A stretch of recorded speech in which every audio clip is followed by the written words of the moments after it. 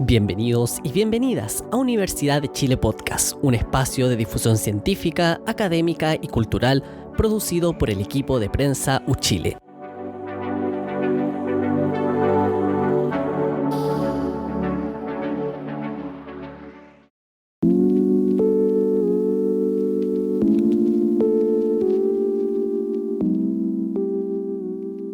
En el último tiempo, la migración extranjera se ha vuelto uno de los principales temas de discusión en nuestra sociedad. El tema emergió súbitamente en el 2015, año en que acaparó la agenda nacional debido a los volúmenes nunca antes vistos hasta ese entonces de extranjeros que ingresaron a nuestro país. Según los datos del Instituto Nacional de Estadística, esta población en la actualidad supera el 1.400.000 personas, una cifra que va en aumento. Pero ¿cómo llegamos a este punto? La situación, además, abre la interrogante sobre cómo el país se ha adaptado a este crecimiento.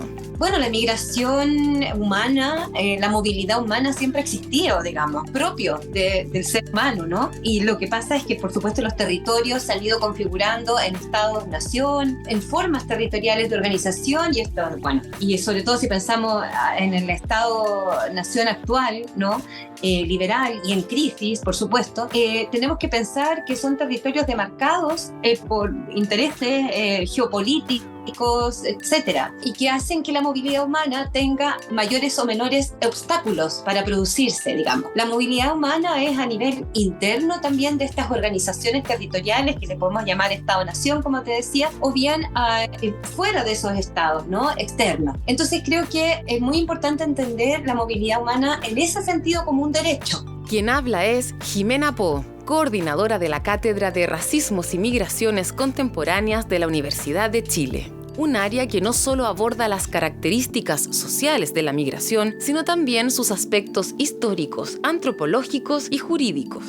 No es que no habían habido migrantes, siempre han habido migrantes en Chile. Sabemos que del siglo XIX, ¿no es cierto?, han habido políticas incluso que eran conducidas por el gobierno para atraer un tipo de migrante específico, sobre todo, ¿no es cierto?, europeos en el sur de Chile, etcétera. Pero particularmente es a partir de 2015 en adelante que se comienza a ver un auge muy fuerte, un incremento muy fuerte de migración en Chile. Estamos hablando de cifras que bordeaban 2% a casi 5% de migrantes en Chile, que si bien tú lo comparas, no sé, con países como Estados Unidos o como, no sé, India, México, son bastante menores, pero que sin embargo nuestra población, en nuestra forma de accionar, de gestionar estos temas, no estaba realmente en nuestro ADN, por decirlo de alguna manera. Ella es Lorena Oyarzún, doctora en Relaciones Internacionales y directora de la Escuela de Gobierno y Gestión Pública de la Universidad de Chile. Lo que comentó la profesora Oyarzún no solo se asocia a cómo ha evolucionado la migración en Chile, sino también a las distintas maneras en que se ha abordado.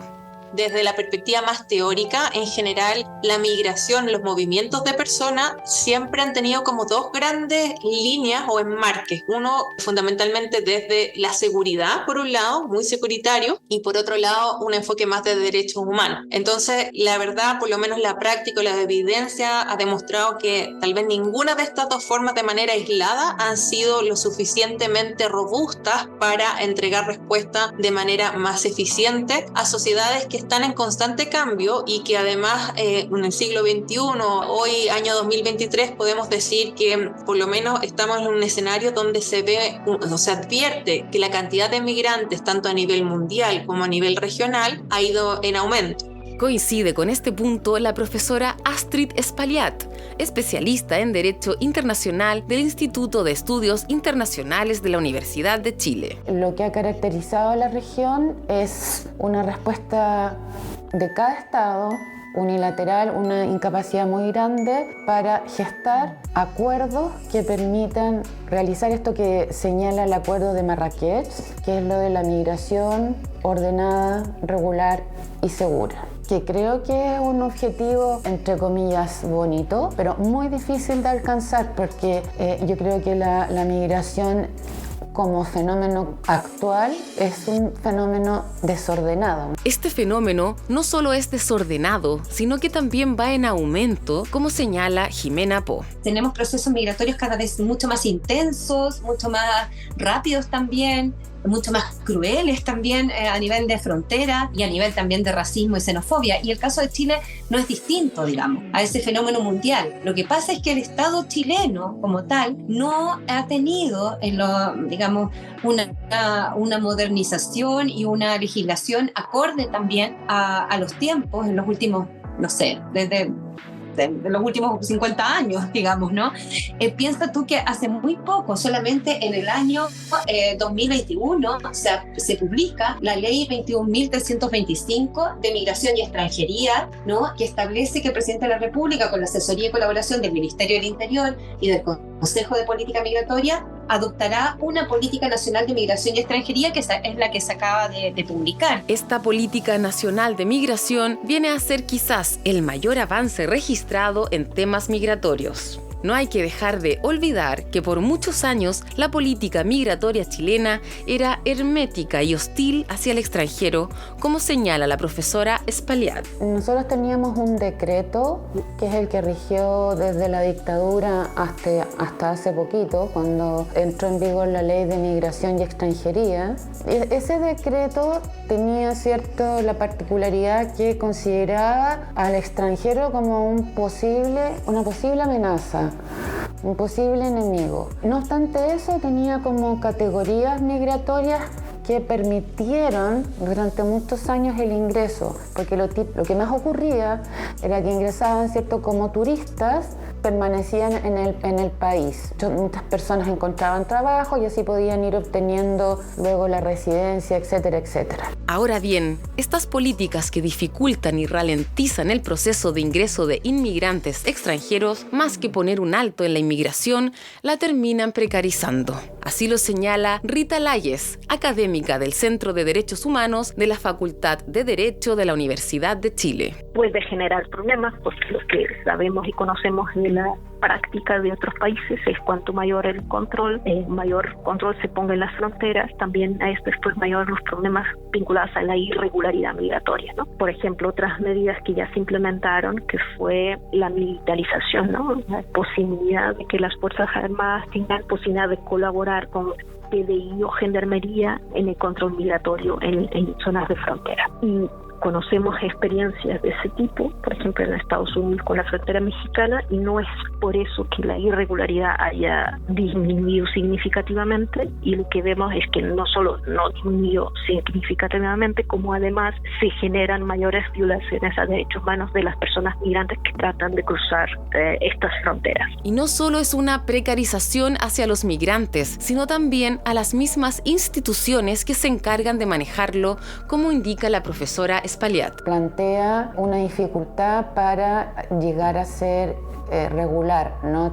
Ser un migrante regular. Por ejemplo, para ingresar a Chile, muchas personas tienen que tener una visa consular. Y resulta que muchos de los consulados chilenos están atestados con peticiones. Hay ocasiones en que el consulado chileno está compuesto de 2 personas que tienen que hacer varias funciones a la vez. Entonces, sí, se ha tomado una postura más restrictiva a partir de fenómenos migratorios que ocurrieron en Chile y que se caracterizaron por un ingreso bastante masivo, como podemos recordar el caso de haitianos y más recientemente el caso de los migrantes venezolanos. Aquello termina abriendo paso a la migración irregular, una situación que critica Eduardo Cardosa, vocero del Movimiento de Acción Migrante y docente del CFG de la Cátedra de Migración y Racismo de la Universidad de Chile. Justamente eso provoca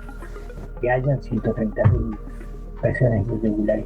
Entonces, esa idea de disuadir mediante el generar obstáculos a la regularidad es una política muy nefasta, y eso es un desafío que creo que esta política migratoria tal como está no lo va a solucionar, Y si este desafío sigue pendiente pese a la nueva política migratoria, surge la duda entonces de cómo abordar la migración. Aquí las miradas varían. Por ejemplo, para la profesora Espaillat, es importante que los gobiernos locales se involucren más en estas políticas. Yo creo que es imprescindible también dar más fuerza a los gobiernos locales.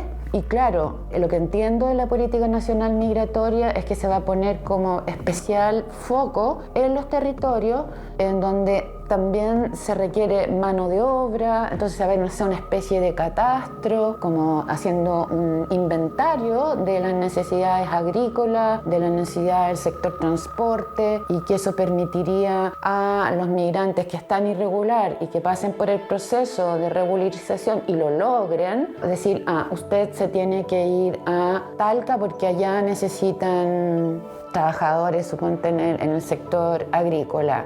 Mientras que para la profesora Oyarzún debe ser trabajado de forma intersectorial. Se necesitan recursos, se necesita tener una mayor capacitación, ¿no es cierto? Incluso si hablas, por ejemplo, de migración como la haitiana, ya el tema del idioma, o sea, hay varias medidas que se tienen que tomar, y por lo mismo es necesario, yo creo, tener en consideración, primero, que hay que gestionarla, no solamente, abordarlo desde una perspectiva que efectivamente considere una diversidad, donde efectivamente se tenga claro que esto es una situación que es difícil que se retroceda, que cambie, y que hoy Chile es un país que también es receptor, y del mismo modo, como te decía, verlo desde una perspectiva intersectorial, que se involucre a distintos ministerios y por supuesto se trabaje a distintos niveles, porque las realidades en Antofagasta va a ser muy distinta tal vez lo que sucede en Magallanes, ¿me entiendes? Entonces claramente hay que trabajar con los distintos niveles locales, regionales, pero además con una mirada también internacional y de cooperación, que me parece que eso va a ser clave. Por otro lado, la profesora Jimena Po enfatiza que hay que trabajar paralelamente en erradicar la criminalización que los grupos migrantes están sufriendo.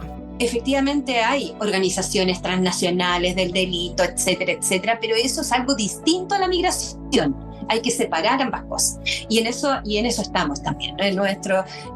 Nuestro rol es que la persona que ha migrado, en este caso a Chile, sea una persona considerada digna y no se le mire sobre todo desde la perspectiva de la criminalización o la victimización permanente, porque son como las dos caras de la misma moneda, ¿no? De ubicar al ser humano, digamos, en una situación de menosprecio a su dignidad. Más allá de las distintas perspectivas, lo claro es que la migración es un fenómeno humano natural e inevitable, uno en el que influyen factores culturales, sociales, antropológicos, económicos y jurídicos que vuelven importante tratarlo como un fenómeno complejo. Aquí no hay una respuesta o solución sencilla, lo destacable es que cada vez se está discutiendo y debatiendo más sobre el tema.